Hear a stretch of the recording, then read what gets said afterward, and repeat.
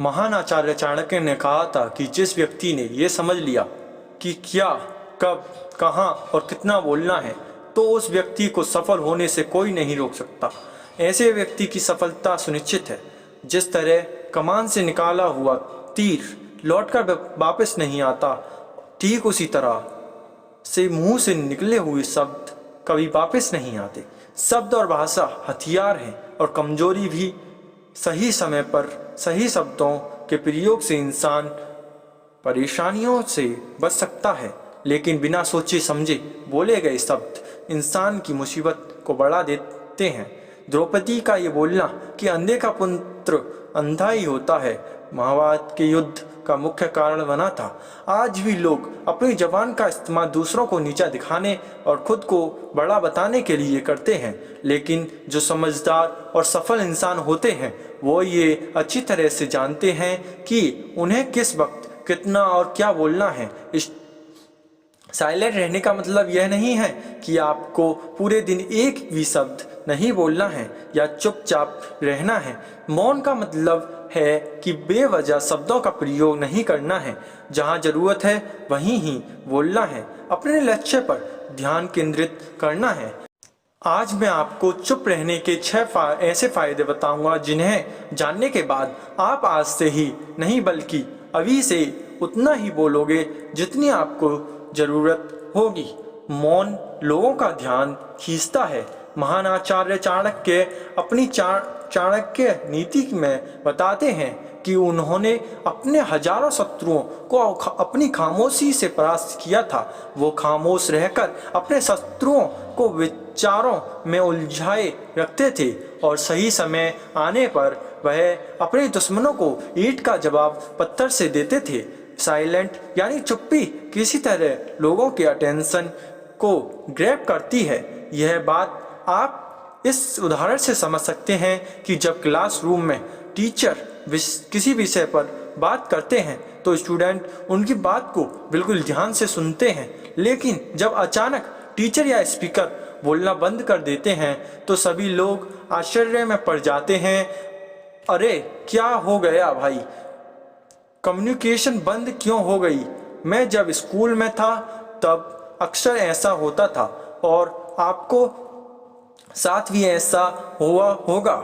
ठीक यही फॉर्मूला हमारे दैनिक जीवन में भी लागू होता है। और जब आप अपने काम से काम रखते हो, दूसरों के मामले में दखल नहीं देते हो, जरूरत हो तभी बोलते हो, तो लोगों का ध्यान आपके ऊपर जाता है।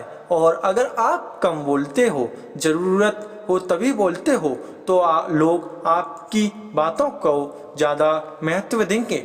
लोग आपकी बातों को उन लोगों की तुलना में ज़्यादा प्रेफरेंस देंगे, ज़्यादा याद रखेंगे जो लोग बिना ज़रूरत के बक बक करते रहते हैं।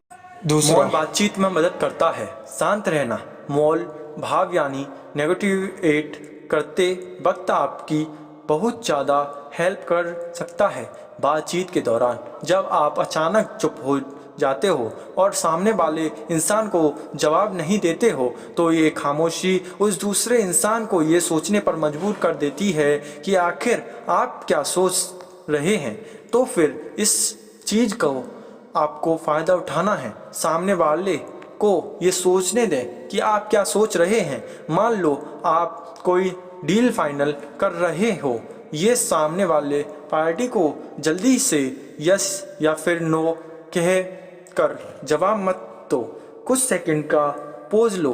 आपकी ये चुप्पी सामने वाले इंसान को परेशान करेगी और वो सामने वाला इंसान बोलकर आपकी इस खामोशी को भरना चाहेगा।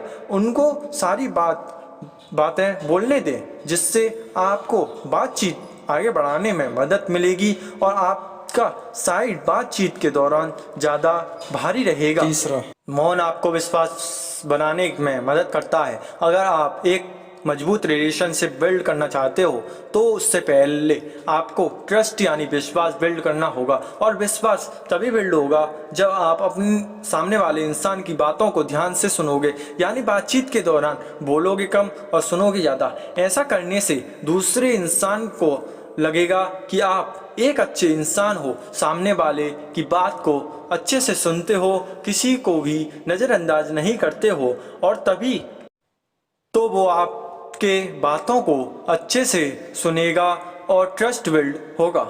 चौथा, उत्तर प्राप्त करें।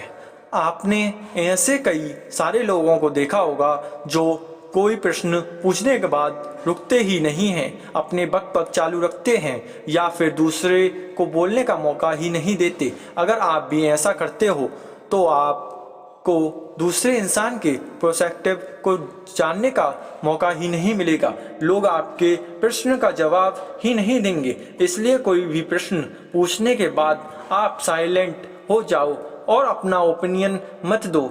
लोगों का क्या ओपिनियन है उस बात पर, उस प्रश्न पर आप जानने की कोशिश करो, शायद आपको कुछ नया सीखने को मिल जाए। कुल मिलाकर आप प्रश्न पूछने के बाद जितना जल्दी चुप हो जाओगे, आपको उतना जल्दी आंसर मिलेगा। स्वामी विवेकानंद जी जो अपनी बुद्धिमत्ता और विजडम के कारण पूरी दुनिया में जाने जाते हैं, उनसे भी ये क्वालिटी देखने को मिलती है। वे भी अपने गुरु रामकृष्ण जी से जब भी प्रश्न पूछा करते थे तो अपना ओपिनियन तो बाद में देते थे, लेकिन पहले प्रश्न पूछने के तुरंत बाद चुप हो जाते थे ताकि उनके गुरुदेव की क्या राय है उस प्रश्न को लेकर, उस बात को लेकर ये जान सकें। पांचवी, नम्र शक्ति। साइलेंट एक सॉफ्ट पावर है।